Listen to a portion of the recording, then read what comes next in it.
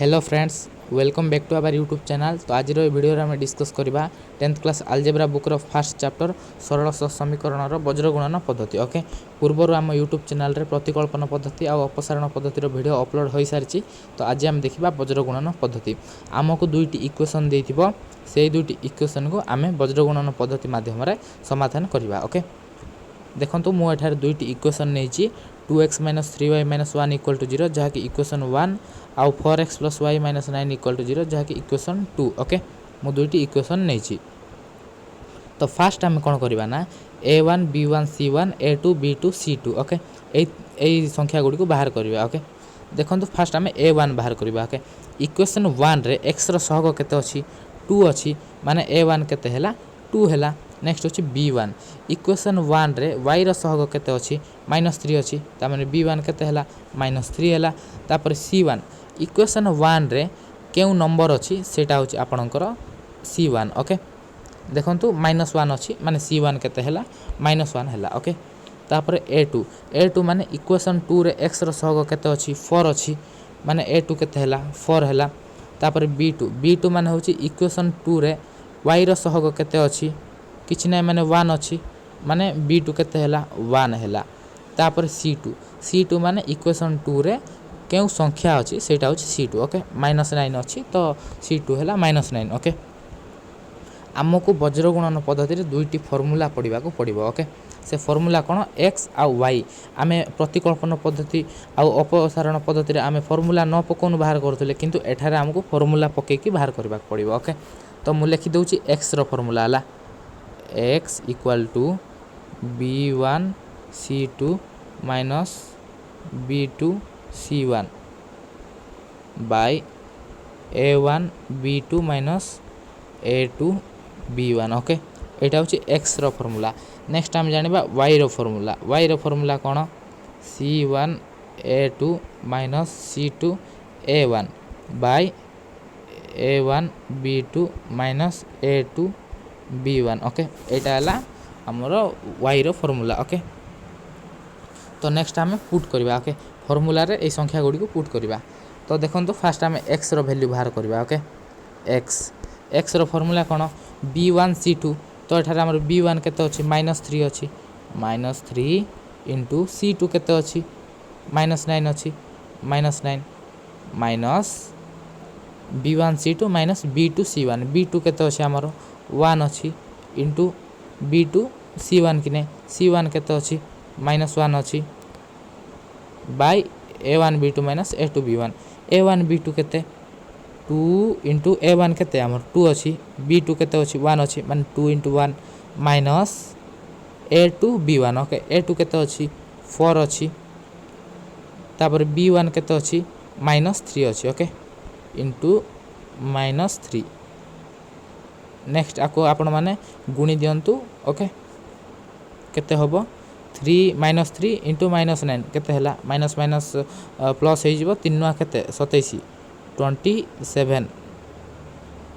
आउ एटा कोन हमर -1 इनटू -1 केते हे जिवो माइनस माइनस प्लस माने +1 हे जिवो +1 डिवाइडेड बाय 2 इनटू 1 केते 2 -4 इनटू -3 केते माइनस माइनस प्लस 4 3 केते 12 प्लस 12 इक्वल देन 27 + 1 केते होबो 28 होबो डिवाइडेड बाय 2 + 12 केते होबो 14 होबो। 28/14 इक्वल टू केते 2। ता माने आपण मानकर x केते बाहरला 2 बाहरला। ओके, नेक्स्ट हम सेही बळी y बाहर करबा। y row formula cone c1 a2 - c2 a1 by a1 b2 - a2 b1। Okay, तो c1 केते अछि c1 देखंतु एठार हमर -1 अछि। Okay, -1 into c1 a2 कहिछि a2 हमर केते अछि 4 अछि, -1 इनटू 4 माइनस c2 a1 हमर केते अछि -9 अछि। देखंतु एठार माइनस अछि, तापर आपण -9 को गोटे माइनस नै जिवेनी ब्रैकेट देबे तापर -9 लिखिबे। ओके, काहे कि ना माइनस माइनस प्लस हे जाउछि। ओके, c2 गला c2 a1 हमर केते अछि 2 अछि into 2 divided by a1 b2 minus a2 b1।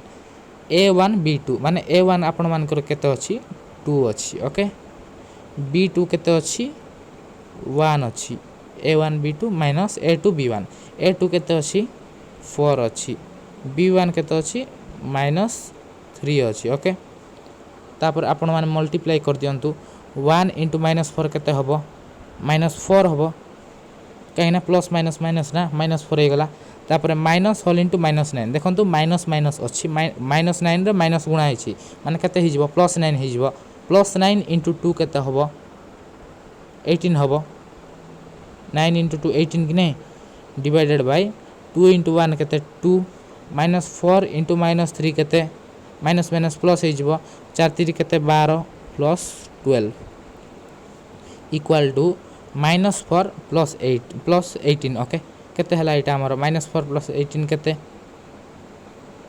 14 हबो डिवाइडेड बाय 2 + 12 केते हबो 14 हबो 14/14 इक्वल टू 1 ता माने आपण मानकर y केते बाहरिला y बाहरिला आपण मानकर 1 आ x बाहरिला आपण मानकर केते 2 बाहरिला तापर आपण माने कोन करिवे ना निर्णय समाधान लिखि देबे ओके निर्णय समाधान फास्ट आपण माने x रो वैल्यू लिखि देबे x रो वैल्यू केते अछि 2 अछि तो 2 लिखि देबे तापर y रो वैल्यू केते अछि 1 अछि माने 1 लिखि देबे ओके निर्णय समाधान लिखि x रो वैल्यू तापर y रो वैल्यू लिखि देबे ओके तो हमरो वज्र गुणन पद्धति सरला नेक्स्ट हमें आउ गो टॉपिक को जीवा सेटा अछि डिटरमिनेंट ओके डिटरमिनेंट कोन ताहा एबे जानिबा ओके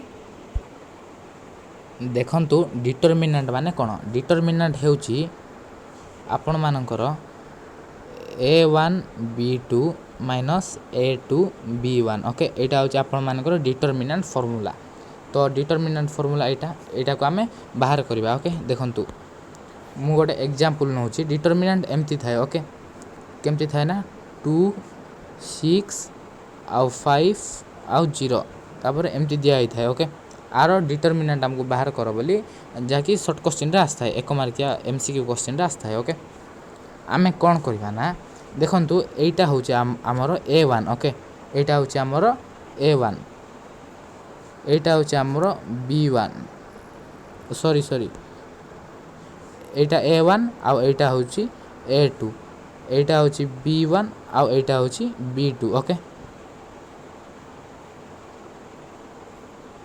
एटा a1 a2 एटा b1 b2 तो नेक्स्ट हमें कोन करबा ना तो हमर फार्मूला कोन थिला a1 b2 minus a2 b1 fast हम जिबा a1 b2 को ओके देखंतु a1 b2 माने एम्ति होबो ओके a1 b2 माने 2 * 0 केते हला देखंतु a1 b2 माने होची 2 * 0 माइनस a2 b1 a2 होची 6 b1 केते हला b1 हला हमर केते 5 माने 6 * 5 ओके आको एम्ति कर देबे तो 2 * 0 केते होबो 0 ही जिवो -6 * 5 केते होबो -6 * 5 केते होबो -30 होबो 0 - 30 इक्वल टू -30 ओके तो ए डिटरमिनेंट रो मूल्य हमर केते बाहरला -30 बाहरला ओके सेहि परि आपण माने डिटरमिनेंट बाहर करिवे